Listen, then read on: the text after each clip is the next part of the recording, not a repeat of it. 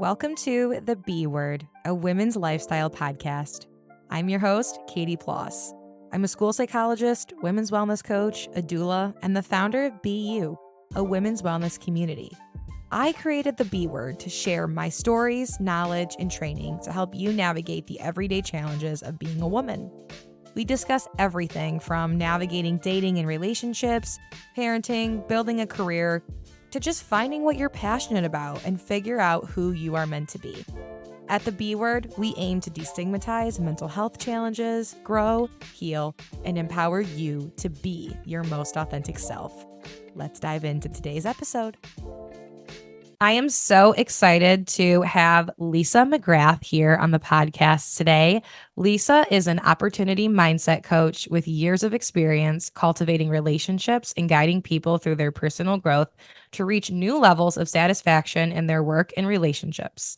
Lisa is most excited to help others shift their perspectives and push past their current limitations to confidently arrive at living their definition of professional and personal success. Lisa is the founder of Kavea Studio and the creator of the You Uninterrupted coaching program, where she helps you find opportunities for greatness. We're going to have Lisa here today, who's going to tell her story of how she got into this work and what it means to be a woman, an entrepreneur, a mom, and all of the things. So hi, Lisa. Thanks for joining me today. Hello. I am so excited to be here with you, Katie. I'm so excited to have you. So tell us your story. How did you get into being a mindset coach? It actually happened when I had my first son and I was leaving a fast-paced video game business where I was in charge of sales and the sales teams. And the idea of leaving my son at home, my brand new baby at home, to go sell video games and knowing what the back end of that looks like and the ramifications just didn't align with who I was now as a mom. Everything shifts when you become a mom. I think you talk to any mother and they'll tell you that there is this huge shift inside of you that just levels up life around you in a way that you could never imagine. Even though you've seen other people around you go through it, when you go through it yourself, everything, all of your values, all of your priorities, they shift and they mean something so much deeper. Yeah. So before you were a mom, what was your plan? Yeah, I don't know that I had a plan per se. I think I assumed I would be married Mm-hmm. and I assumed I would have children, Mm-hmm. but the plan was really to make as much money as I could in sales, to be honest, because there was a certain level of comfort in my lifestyle that I was looking for. Mm-hmm. And if I was going to get married, it was going to be to somebody who could match my energy, not financially, match my energy as a person who was ready to take on new adventures. In sales, I'm usually one of the only women in the room. It's very much a man's world. I don't know what it's like now. I left that world 17 years ago, and but I can't imagine that much has changed in that way. And I was pretty tough for keeping up in the room and having my voice heard when the room was mostly men. And yeah, I didn't know how long I would be able to hold on to that. But at the back of my mind, somewhere deep down that I wasn't listening to, was this more compassionate side of me, this side that wanted more connection and wanted something deeper and more meaningful. Mm-hmm. And yeah, it just happened when I had my first child, when that voice, I couldn't quiet anymore. I had to. There's nothing like motherhood to make a woman lean into the softness of femininity. It's the most feminine thing you can do is have a baby, right? Yeah. And sales, when you're in that world, it's a very masculine. And I don't even necessarily think it's like man or woman, but it is this masculine or feminine energy that is dominated in different various professions. And so for sales, it's so masculine. It's a hustle. You're on the hunt. You're on the hunt for sales, for making money, for landing clients. And it's a fast-paced, moving entity that you don't really get to lean in and slow down. There are sacrifices and compromises that you make when you choose any career. But I think there's a different type of pressure when you're a woman and then you become a mom to be able to balance both of those things. So what was that like for you, balancing both of those worlds? Yeah, you're 100% right. It is huge masculine energy. There's a lot of doing.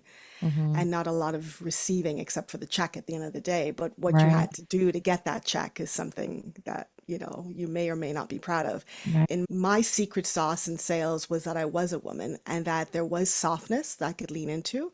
There were Mm-hmm. things I could get away with in a conversation that the other men couldn't. Mm-hmm. And that usually opened doors for me and had people pay attention to me when I did speak. So Mm-hmm. I really understood my power in that way, and that was really beautiful. Becoming a mom meant that I would have to be traveling a lot. I'd have to leave him a lot, and I wasn't prepared to do that, and I wasn't prepared to do it for something I didn't believe in. Mm-hmm. So as soon as I had my son, I left the job and started consulting. That way I could reach out and find business owners who had big hearts and who wanted to have beautiful conversations while growing their business. And I could be helpful in that way in business development and sales.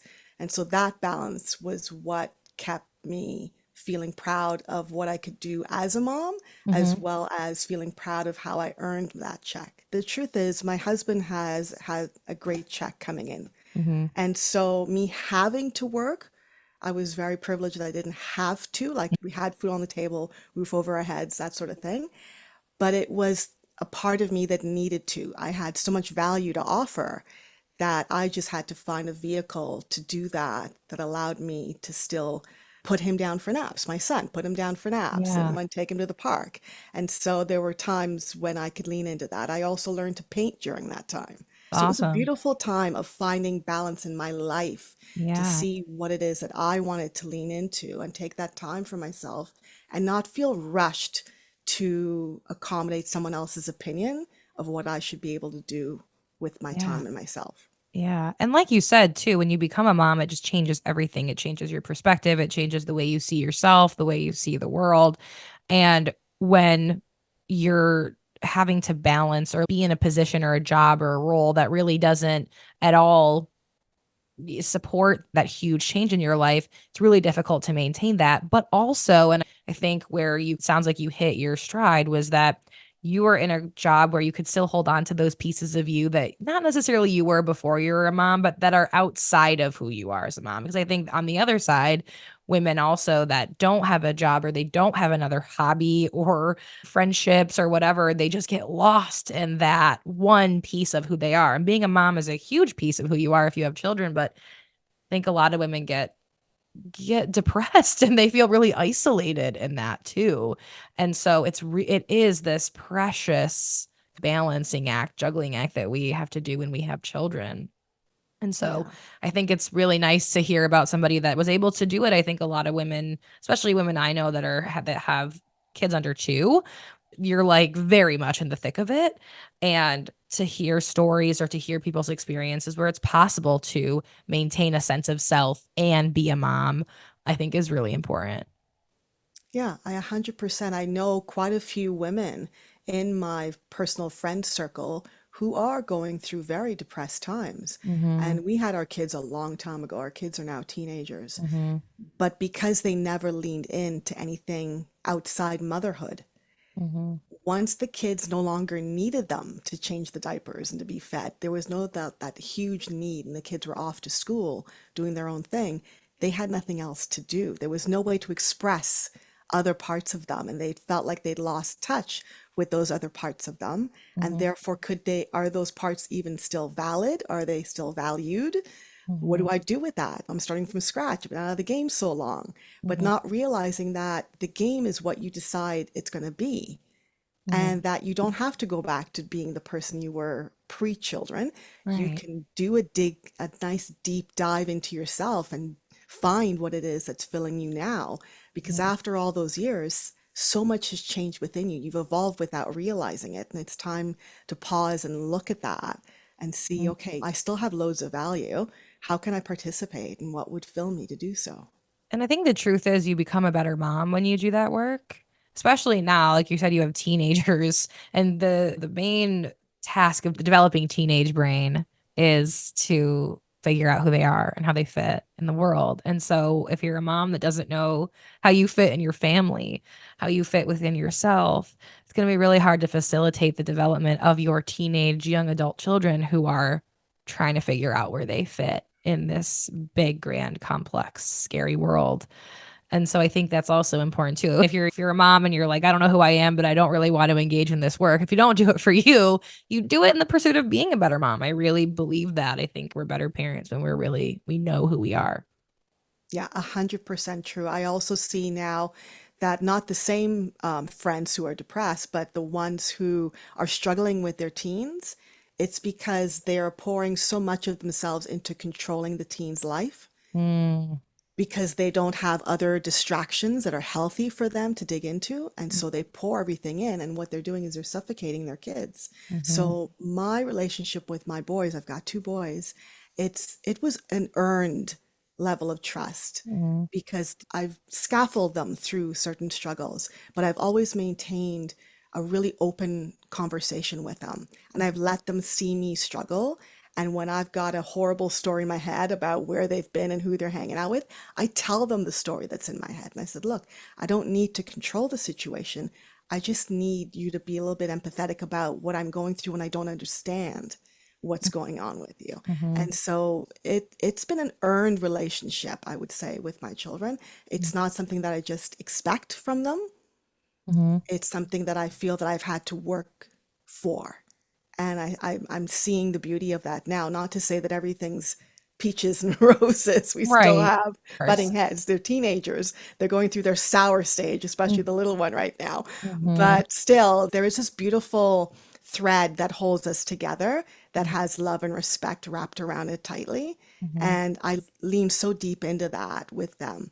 And you're right, if you don't know yourself enough to be able to articulate things back to your children, they don't understand. They're so confused. The frontal cortex isn't Mm-hmm. developed and they're going through Mm-hmm. all the hormonal changes and they can't carry the weight of you as well. And that's too much to ask. Yes. I watched a documentary recently about teenagers. It was on Netflix, I think. And the psychologists that were doing it had said that a lot of times in society we treat teenagers like mini adults. Like we judge them and dismiss them and minimize their needs and their development because we're like, you should know this by now. You should have these things figured out. When the truth is that they really don't, and nor should they be expected to. And also, I think we project even more of our stuff onto our kids as they get older Oh my because gosh, they've yeah. got, especially if you haven't done this identity work and you haven't figured out who you are and where you fit as a mom or a dad. A struggling child is a symptom of an issue within the family system.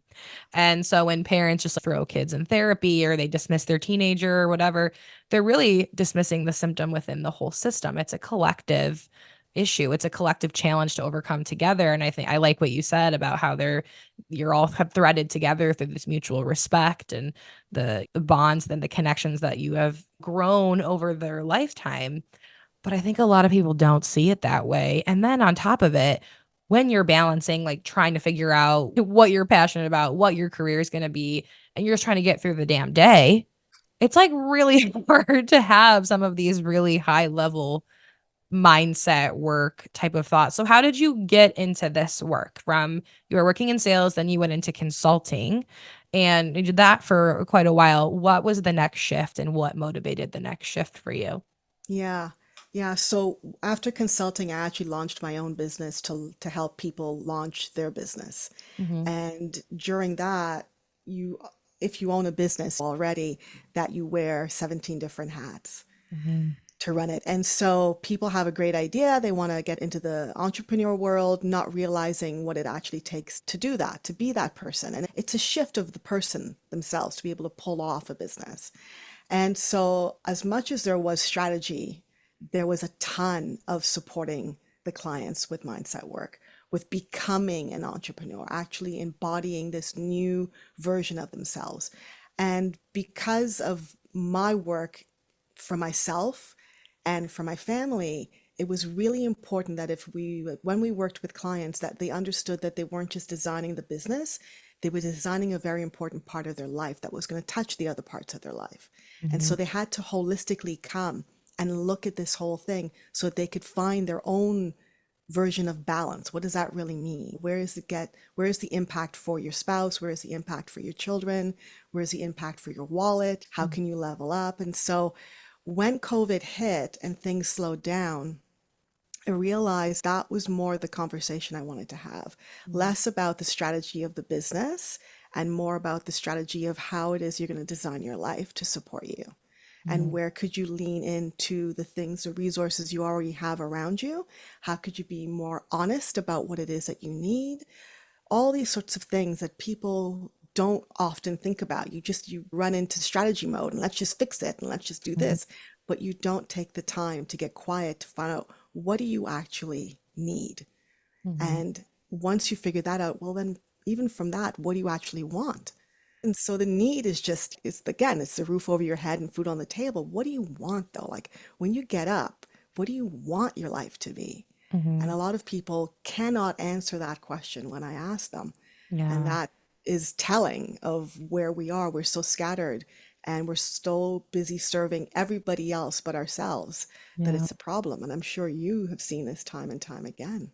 And especially, I think COVID, you're in a lot. COVID changed that a lot for people. Was there a light bulb moment for you, whether it was during COVID or after that, that really solidified this process or got the wheels turning in that you were going to make these types of shifts in your own life and with the clients that you were working with? Yeah, for sure. There was this one meditation I did, and I don't remember which one it was exactly. And I came out of it and I was sobbing Mm, because my husband and I, through COVID, everything's tense. And yeah. of course, I'm not dealing with it well, and I'm putting it on him.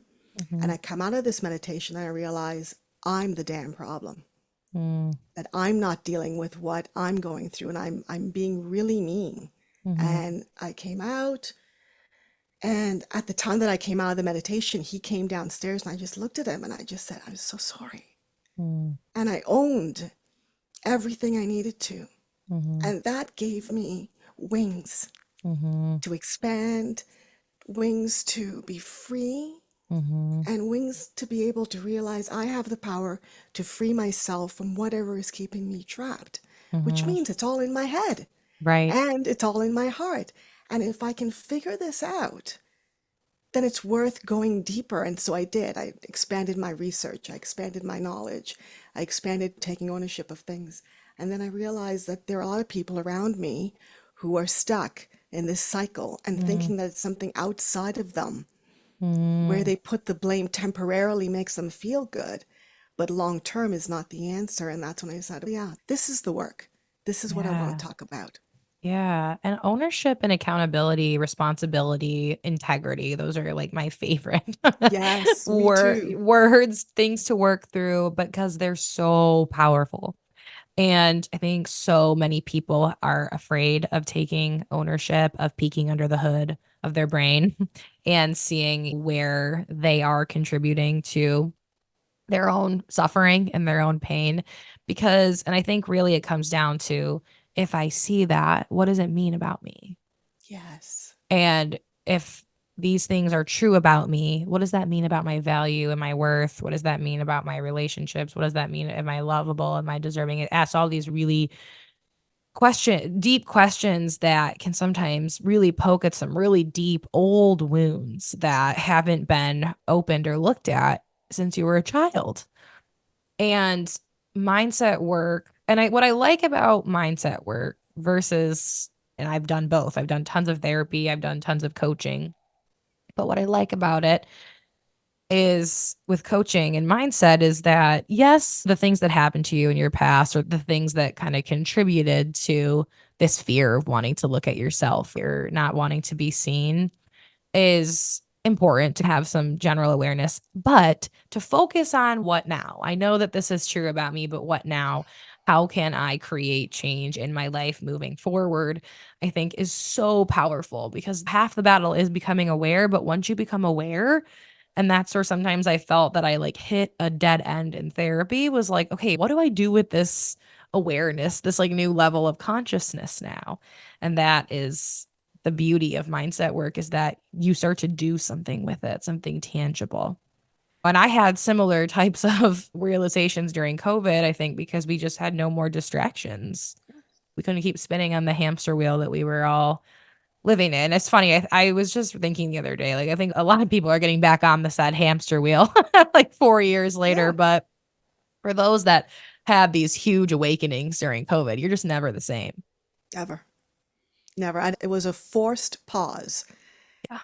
And if you were lucky enough, you took the time Mm-hmm. to do something with that pause, as Mm-hmm. opposed to just planning for how quickly could you get up and running back on that wheel again. Mm-hmm. What was Yeah. your relationship with meditation before, like, and just like slowing down and getting connected before you had these realizations? Yeah, I'd been meditating for quite some time. Yeah, and journaling. It was Mm-hmm. definitely part of my routine, waking up early and getting into this stuff, because that time getting up early when the house is quiet and no one's around and no one needs me Mm-hmm. was the only time I could find, because I go to bed early. I'm not great at staying up late and having that time to myself. Yeah. So getting up early and having that time to myself was where it was for me, and it was cherished. And at first when I started meditating, I didn't understand, oh, because I was on the hamster wheel. I was like, what's supposed to happen? Where are Yeah. the answers? I was so confused. I didn't get it. Journaling, I understood. Meditation, I couldn't wrap my head around it, but something just said, just keep going. Just keep Mm-hmm. showing up, just keep going.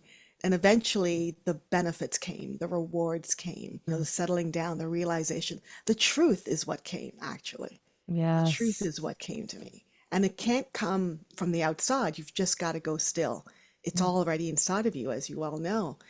But the only time to do that is in meditation. When else do you have perfect, quiet, peaceful time where it's just you and you? And Especially when you're a so, mom, gosh, all the demands of everything. But I yeah, think too, in our society, we're so driven by these external reinforcers. Like, we're so driven by the job is going to give us the answer, the relationships are going to give us the answer, the check boxes that we've all got in our mind of the boxes we need to check. I'm doing this, I'm doing that, should give me this level of awareness, satisfaction, happiness, joy, whatever it is. And it really is not until you get really quiet and look inward that you start to find the real satisfaction it's always been right inside you. You don't have to achieve X, Y, and Z. You don't have to check these things off the to-do list. You don't have to be this type of parent. You don't have to have these type of kids, this type of husband. You know what I mean? I think people just get 100%. so fixated on this external thing is what is going to make me happy. You'll just be on this hamster wheel of achieving this, achieving that, and going on to the next thing and the next thing. And you're like, why am I not still feeling right? Why do I feel disconnected? Yeah, that we don't know our level of enough. Yeah. So we're born worthy, and yet from birth, we start having to hit these markers. You should be walking by now. You should be talking by now as a baby, right? Mhm. Then it's like you should be getting straight A's. You should be off to college. You should be off to university. There's all these things, and who is giving us all these directives? It's all from outside of us. It's Yeah. not ourselves telling us what we need. We've never taught to listen to what we need. And Right. unfortunately, there are some people who know what they need, but they aren't supported by the family dynamic, or Mhm. they aren't supported by the community dynamic, and they're being told something that goes against what they know inside, and so they suffer until there's the opportunity to break free of that. But this idea of knowing what is your enough is something that's not explored and needs to be, because yeah, you can, to your point, you can get the bigger paycheck, you can get the next promotion, you can get the bigger house, you can get the fancier car, whatever it is, but to what end? When Mhm. is it enough? And Right. if every time you acquire something outside of yourself and still feel empty inside of yourself, at some point you've got to clue in. It isn't the stuff.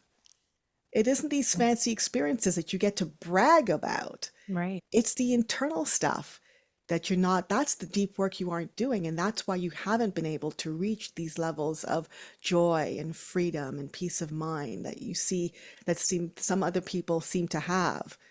But Mhm. also, they didn't do it alone. Mhm. They had Right. somebody to guide them, right? So even when I was doing this work on myself, I wasn't alone. I either had a coach or I was following a particular guru. You use the word guru lightly here, Loosely, yes.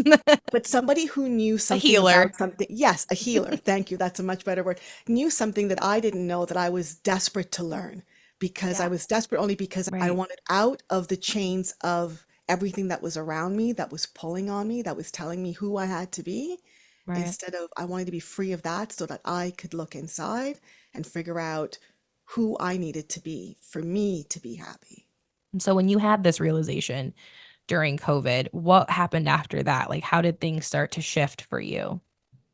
I got deep into the research Yeah. of mindset work. I got deep into everything that I could find. My kids were going through anxiety. I dug into the research for anxiety. How could I support them during COVID? It's so interesting because pre-COVID, my business of helping businesses, I worked with a lot of psychotherapists who were having a hard time filling their calendars with clients. COVID hit, everybody paused, realized they're not dealing well. All of a sudden, all these therapists now have waiting lists. Finding an appropriate therapist to support my family was not an option, not for not lack of trying, but there It's just so is, true. right? Yeah, it's so Yeah. bad. And so I had to do the work myself. And so here was my moment to go Mm, and do something that I'm truly interested in, that yeah. I could see it would help me, would help my family, and then to come out the other side to go, maybe I can help other people as well. I have great respect for therapy. As I said, I've worked with therapists. And again, you said earlier, there's a time though when therapy ends and the coaching begins. Mm-hmm. And you're just ready to move forward from here. Mm-hmm. That for me is the joyful part of it. Mm-hmm. That's when you realized what's going on with yourself. You looked in there and you're like, but I want something different. Mm-hmm. And I want to see it a different way. And I want a new perspective. And I want to believe in new concepts. And Mm-hmm. that then means you're in motion, you're in action, and you're moving forward. And that for me, you can see in my face, I get super excited about that piece. There's this balance of, avoiding who you are and avoiding kind of like we're talking about. A lot of people don't want to look under the hood, right? Like there Right. there is this sense of fear and unease and discomfort with doing that. The fact of it is that we do have to have some level of discomfort to move into a new sense of self and a new mindset. Because if we're not uncomfortable, what is the point? Like our brains are really simplistic in that way, and that typically we're running away from pain or we're running toward pleasure. So if there is no discomfort and you're feeling very hunky dory, there's going to be your brain isn't going to shift. Your brain isn't going to make those changes to move That's forward right. and to have that take that action. I love the balance of, yeah, I see you. I see your wounds. I see your past. And that's the healing part of therapy is just to be seen. And then it's okay. We see her and this is who she still is. And this is who she still can be, even in spite of these wounds and this pain. You're still enough and you're still deserving. We also don't have to just live in our wounds forever either. And that's not the point of taking a look under the hood and it's not to dwell. It's not to over examine some of these things that have happened to us, but it's just to hold space for it. And you don't have to exist there for very long. I think people also are like, oh, I'm just going to exist there forever.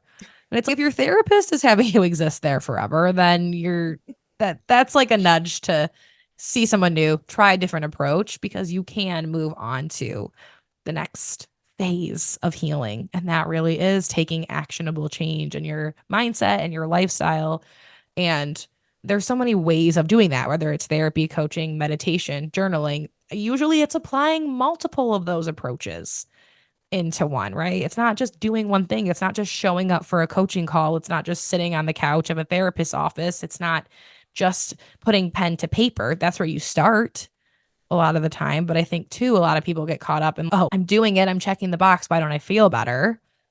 And so what was that like for you of doing the work and seeing the change? Was it did it feel very fast? Did it feel like it took forever? What was it like during that process for you? Yeah. It was like going to the gym where you didn't see the definition in your arms right away, Yeah. but that over time you were able to stand still and look back at Mm, yourself and go, oh, I remember her. mhm, I remember that version. And it mhm, just seems to happen quietly. And I think that's mhm, probably the best way for it to happen is for it to just happen quietly because you just quietly become this person. And it means that you don't need the fanfare. You mhm, don't need the accolades from other people. You don't need permission from anyone to move. Like it's supposed to be, I think, quiet. And I think it's supposed to just, it's at your own pace. mhm. And so it's just so beautiful and so natural and so easy. And I don't mean the work is easy, but the transformation, when you're consistent with it, Mhm. there's an ease to it. It just comes at your own time because the only person forcing you is you. So the only Yeah. person making you get up and do the meditation, making you make the call you didn't want to make, the one who's decided, who has chosen to heal a relationship that has just been so awful and there's no reason for it, and you can see a better way. Like that choice is only going to come from you. You have to make that choice. And so with this, there's this ease about tapping into yourself and allowing yourself to just go with your own level of flow, your own pace of action, your own pace of thought. And I think that's beautiful. And so I didn't necessarily see the changes as they were happening, but through showing up for myself and always catching myself when I have an angry moment and going, oh, there it is. Okay, no. All right. And then and in that moment say, I'm sorry.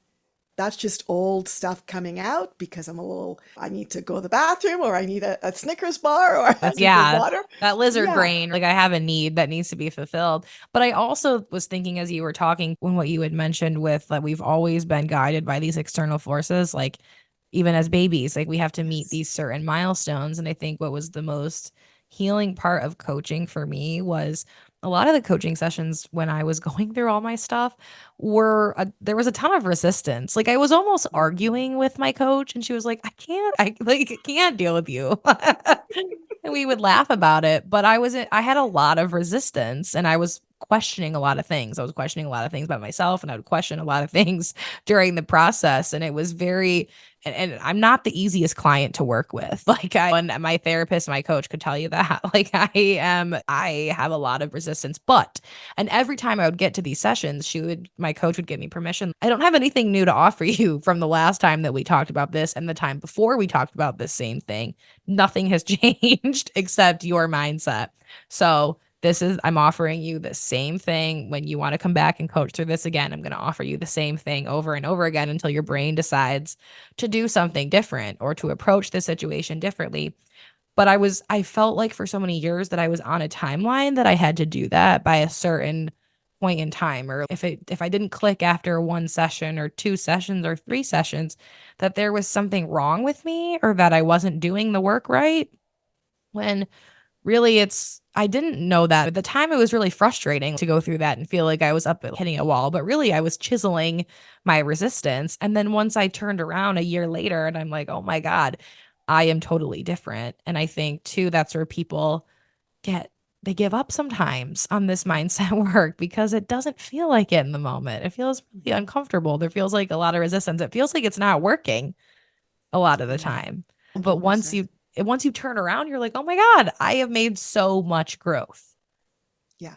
Yeah, absolutely. And you need you it is that we're trying to appease the people around me. We've done the work, and I want to be able to brag to people around me that I've got this to show for it. And so, but there isn't an external tangible to show for it. That's Mhm. not what this work is about. The tangible is happening, it's happening on the inside, but Mhm. you have got to be okay with doing the work until the day you can stand and look back at yourself to see the evidence of it.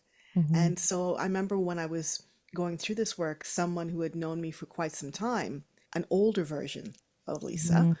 said to my husband, have you seen a difference in her?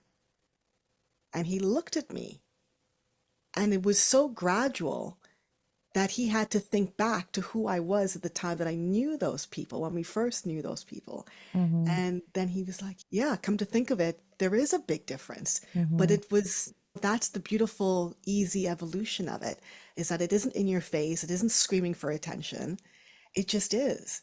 And I think to your point about feeling like enough and feeling worthy, nobody has to scream and put on a big fanfare for you to believe that you are enough and that you are worthy and whole and complete and beautiful just as you are. You should just, we're born knowing that, and somehow it gets programmed out of us. And we need to Yeah. come back to knowing that it doesn't require pom poms and a loudspeaker for us to know that it's worth it and we're worth it. I agree. And I think there in mindset work, there are a lot of those kind of gimmicky approaches and really flashy approaches. And that's not really speaking to that quiet part of ourselves these feelings and thoughts come from. And so when you get quiet and you really lean in and listen to a really quiet voice, that voice will eventually get more confidence to be louder and be more prominent. And you don't need fireworks and pom poms and loudspeakers, and that's fun. That's fun sometimes. Don't get me wrong. I like Yeah. a good party and I like, I'm a loud person and flashy and whatever. I like all that. But when I'm talking about looking, like, at the deep parts of myself, especially as a woman, I think there's this, like, soft, quiet, feminine part of me that I have beaten out of myself, Mhm. over so many years of wanting to boss up and level up and make something of myself and make a name of myself and be a mom, but not too much of a mom, and be a Mm. career woman, but not too much, and, like, really finding this curious balance that I don't know if it really exists. I think it exists differently for everybody, and it's such an individual experience of figuring out what that means for you and how do you identify yourself in all of these roles that we play as women in our lives. Yeah. Yeah, 100%. That's exactly right. You have to know what you need in your life that matters to you. And so often when people will begin to work with me, that's where we begin. What are your values? Mhm. And often they think they know what they are, but when it comes time to articulating it, don't just tell me honesty, tell me how honesty applies to your life. Yeah. So it's a definition of, show me how this is defined in your life and how you're living Yeah. them. Those are your values. The other side of what I also ask them is, what do you value? Mm. Because so often we say family, and then when we look at our 100% of our time that is spent in the day, and then day after day, and then weeks, and then months, and how much time did your family get of you when Mm. you said you love them the most?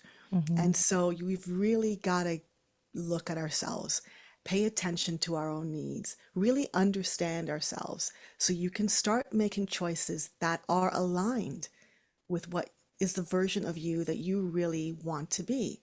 Because she's there, you Right. just may not know her well enough yet.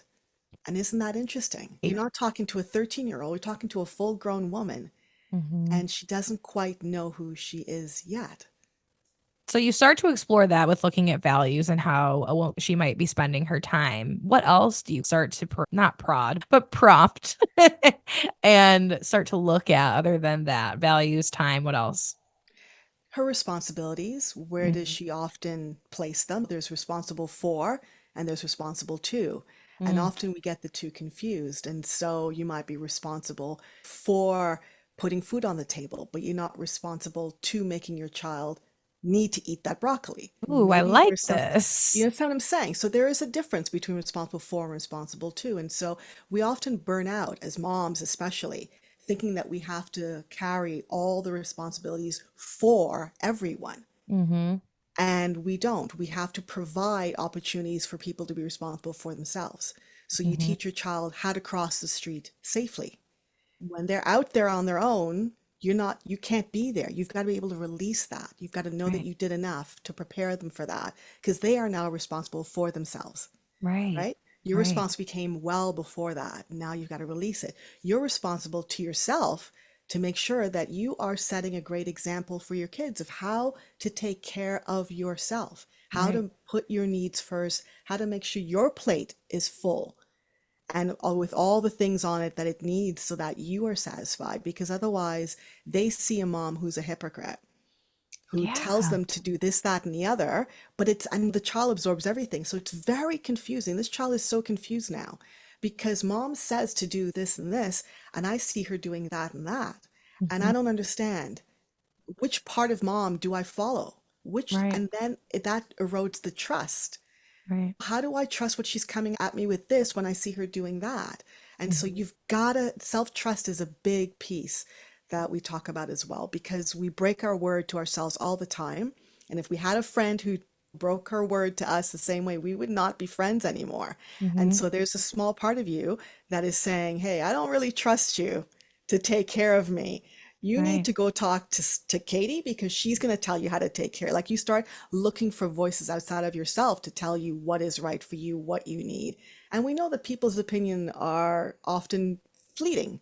Today Right. they're in a good mood, they'll say something nice to you. Tomorrow in the crappy mood, they'll say something horrible to you. So if you're choosing to value yourself based on someone else's opinion of you, you're going to be on this trampoline of And emotions and you're going to get off nauseous. And we can say that to our kids, right? I was thinking of the phrase, do as I say, not as I do. We can Yeah, say all these things to our kids. Don't value yourself, take care of yourself, do all these things. But if we're not doing it, it kind of goes back to what we were saying even in the beginning of this episode. If you're not doing this work for yourself, your kids are watching way more than you think. And from much of a younger age than I think most people really realize. yeah, And your kids emulate you and your child. If your child is struggling for whatever reason, it's a symptom of the system, right? It's a symptom of, and that doesn't mean that there's anything wrong with you as a parent. I think people take this super duper personally because it is personal. I don't think they should not take it personally. Your family is the one of the most personal things. But I think instead of taking it from a defensive standpoint, let's get really curious and let's really look at what could how could we enact positive change if we're struggling, if there's a challenge, instead of I'm doing the best I can do, and it's get quiet. We're saying get quiet and get curious. hmm, And I think a lot of parents don't do that. They get really stuck in this. I have to look, then it's all the external things. I have to look like a good parent. I have to check all the boxes. I'm yeah, responsible for and to all the things that my kids do.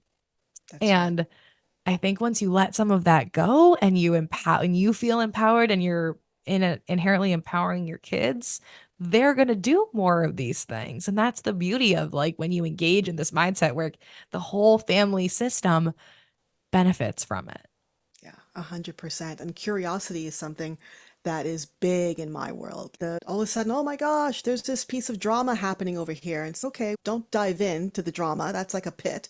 Instead, Right. just stay close by and get curious. What does this really mean? Mhm. There's going to be good and bad that can come out of it, but get curious and be open to it, and that will help you navigate it, as opposed to just lighting your own hair on fire and joining the drama.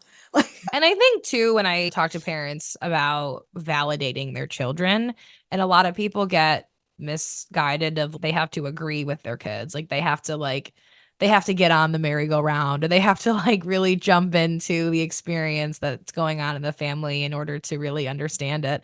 And that's not true. You don't have to agree with it. You don't have to enmesh yourself into it. You can just get really curious and ask questions and not necessarily have to take a defensive stance or a stance where you agree with whatever is going on with your child. And I think too that also takes so much pressure off of trying to be all of the things for your family all at once. It really does. And it's such a simple shift, really. yeah. Yeah, 100%. Let's say your kid is having whatever drama at school. Mhm. Your mama bear comes out and says, oh, let me fix that for you. But if you stand just near the chaos, probably with a hand on their shoulder, and you get curious, you're going to say, how do you think you should move through this? What are you feeling about this? Because your feelings as a mom who's on the fence might be far greater and angrier or more upset than the child's. Mhm. And so start with those with curiosity. How does that make you feel? How are you feeling about it? What would you like to do? What would be a good outcome for you? What do you feel comfortable how do you want to feel comfortable moving through this? Let the child lead. And by that way, you're not taking responsibility for, you're responsible to them to support them, but they start digging into their own voice, into their own inner Yes. knowing, and they're Yes. letting you know this is what I'm available. This is how resourced I am. This is what I'm available to do. This is what feels right. And then from there you can now guide them, Mhm. right? Maybe Mhm. help them with the words. How do I articulate that in a way that it comes across with the meaning I have behind it? Because Mhm. communication is so important, right? And being able to articulate your meaning. Because sometimes my eldest son and my younger one, for that matter, they know in their heart what they want to say. It doesn't always come out the right way. But I understand what they want to say. If I didn't understand what they wanted to say, how could I possibly help them with their communication around it? Mhm. And I think too, parents get so caught up because they don't have the tools in the toolbox to ask the right questions, or ask any questions. I Yeah. don't even say the right questions, to ask questions. And they also have kind of a misconception about when I talk to a lot of parents of what a child developmentally can handle. And some of these like really developmentally appropriate things that parents are like, oh my God, this is a crisis. I'm like, this is a really developmentally appropriate issue for your child to be going through. Like drama at school when you have teenagers. And what a perfect opportunity to practice these skills in a controlled environment with Hmm. school. You're at home with your kids, you're able to facilitate these conversations. What a beautiful opportunity to practice these skills that most adults cannot even do because they were never taught. When parents are like, oh, they're too young to handle that, they can't possibly figure this out without me doing it for them. No, they're never going to figure it out if you don't give them the tools to figure it out. And so that's what I talk to parents of teens a lot about too. But I think the part with raising teenagers is like we're saying, a lot of it is working on yourself. Your kids are a mirror of you. Yeah. Yeah. The first time I heard that, I actually got really angry. The truth will set you free, but first it will piss you off. Oh yeah, 100%. Yeah, yeah. I think is it Dr. Shafali? I'm not sure if I'm pronouncing her name correctly. Yeah. And she said that your children are a mirror of you. I'm like, are you kidding me right now? And then I sat with that and I marinated in that and I bathed myself in that and I went, oh Yeah. damn, she's right. Yes. I think that's how my dad would, for at least my dad would be like, ah, shit. There is that initial reaction of, I hate that. I absolutely hate that. But that's even an invitation of like, why? Like, what is that there? And what do we see that we don't like about ourselves and our Yeah. kids? And how do our kids internalize that Hmm. too? And what does that and what that means about them and their sense of self? And I think it just is such a lovely opportunity to ask lots of really thought provoking questions and deepen your relationship with yourself and with your kids. Yeah, 100%. You said earlier that when a child's having struggles, the parents might send them to therapy and send them to Hmm. whatever, or minimize it because they are not resourced enough to deal with it, and the Hmm. child suffers, right? But the truth is, I believe your point was that it's a symptom of what's going on in the family dynamic. And yeah, your child is mirroring to you. And if you don't like what, then you need to investigate. You need to get curious about what that means. And Hmm. where is it that you might have been dropping the ball or you haven't been present enough? And so if your family is your most important part of your life, and your child is struggling, it's time to pay attention to the child and where it's coming from and what's Yes, going on. Because that is your invitation. That child's struggle is your invitation to step up your parenting, to step into deeper, however it is, make the adjustment that you need to make because right now is when they're struggling and right now is when they need your support. absolutely. And I think it's just so amazing how not only are our children our biggest mirrors, but they're our biggest teachers. Oh, And so many of these questions and exercises of life that you go through as a parent like that, it just teaches you such profound lessons. It has the opportunity to. I shouldn't say it always does because a lot of people don't really learn the lesson that's right in front of their face. But if you are curious and observant and willing to lean in and understand something maybe that you didn't understand before, parenthood can be such a gift in that respect of being your greatest teacher in life and really elevate you to be the most authentic version of yourself. And that is what this show is all about. Is about being authentic and being who you really are. And mindset work is so powerful in that. But I think too, there's so much not noise, but there's so much conversation right now about how hard it is to be a working mom and how difficult it is to attain a type of career that really supports being a very present, active parent. And can we really have it all? I think generations like millennials now are mostly parents for the most part. And a lot of new millennial parents are like my grandparents had this new mindset of women can do more than just be at home. And then our parents are like, I'm going to have it all. I'm going to be the working mom. I'm going to have the career and have the family. And then now people coming into millennials coming into parenthood now are like, this is really hard. No one told us how isolating and difficult and overwhelming this is. And I don't have the tools to ask to be the parent I want to be, the career woman I want to be, and so I don't feel like I'm excelling in any area and I feel just so lost. And what would you say to someone that is having some of those thoughts right now? Yeah. My question is to them would be, what is the all? If you want to have it all, Mm-hmm. what is the all? And is that the all that someone else has defined that you Mm-hmm. think is trending, Yep. that you feel you need to live up to? Where are your values? Mm-hmm. Where are you not living them? And let's go look at that, how it is that you can lean more into that. What is it that you value? Because what is all? Right. Like, how have you defined that for yourself? When you sit down, if you're in a relationship with the father of your children or your spouse or whatever makeup it is for your family, do you guys understand what all is and how to get there? And often women are terrible at asking for what they want. Mm-hmm. And so, if all means that you need better support around childcare for you to do something for yourself that is important for you, then you need to discuss that, and childcare needs to be put into place, however that looks.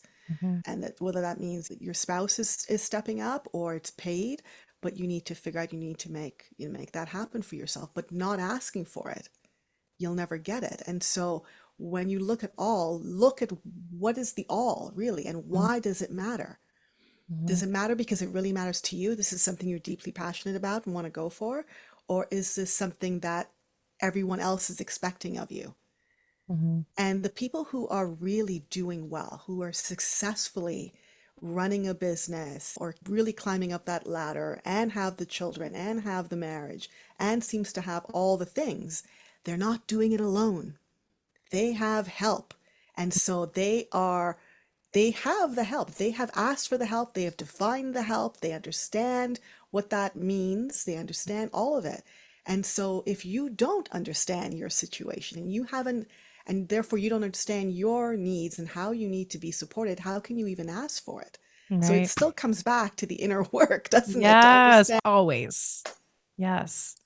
And while it can be scary and it can be daunting and overwhelming to step into this work for the first time, the payoffs and the rewards are so worth the discomfort of just taking that next step. So, if people are interested in learning more about your work and what you do with your clients, where can they find you? My company name is kaveastudio.com online, and I am on LinkedIn, I am on Instagram, I'm on Facebook, I'm even on Threads. Yeah, there's so many platforms now. I'm just like, oh my God, how many social medias do I have to keep up with? I So know. overwhelming. I know, but my favorite two are LinkedIn and Instagram. So I'm happily over there if you want to follow or connect with me. And if you want to have a conversation, definitely reach out. I've got a calendar link ready for you, and we can have 30 minutes of beautiful conversation. Awesome. And I will link your social media in the show notes and where people can find you so they can learn more. So you do Convey a Studio. What is that? Is that just like where you house your work, or what's the difference between that and your coaching program? So my business, Kaveya Studio, was the business that would launch businesses. And so people still come to me for help with launching their businesses. But it's incorporated, it's fully established, has all that it needs to run. And so I've pivoted the point of the business to be more around mindset work now.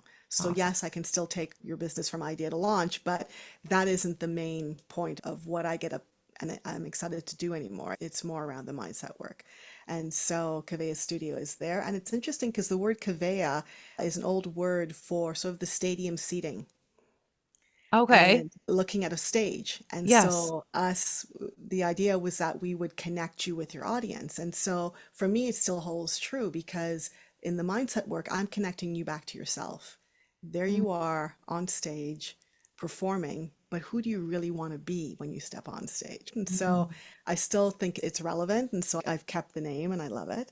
I love And yeah, so I'd love for people. And studio is a place where things happen. It's work. It's where Right. work happens. It's not Right. just you're not just a voyeur. Like you actually have to get in and get dirty. Yeah, And get your so, hands dirty. Yeah. even that for me still holds a lot of value in the work that I do now. Yeah, it completely does. Yeah, it totally embodies what you do. And like you said, even when you were focused on the business entrepreneurial side of it, it was mindset. It really was taking your clients from thinking of themselves as an aspiring business owner to a business owner. And it That's really right. is those mindset shifts that get you there. So I'm going to link everything in the show notes for my listeners to be able to find you and learn more about your messages with mindset and the work that you do. This was a really powerful conversation. And thank you so much for being here today. I loved every second of it. Thank you so much. Thank you. All right, everybody. This has been another awesome week and another awesome guest. And I will be back next Monday with another lovely lady and her story. Have a great week, everybody. That's all for this episode of The B Word. Don't forget to check out the show notes for any resources we shared with you today, as well as finding our links to our Instagram, Facebook, YouTube channel, and our website, bucommunity.com. You can find out all of our course offerings, memberships, opportunities to work with me individually, and more. That's all for now. See you next time.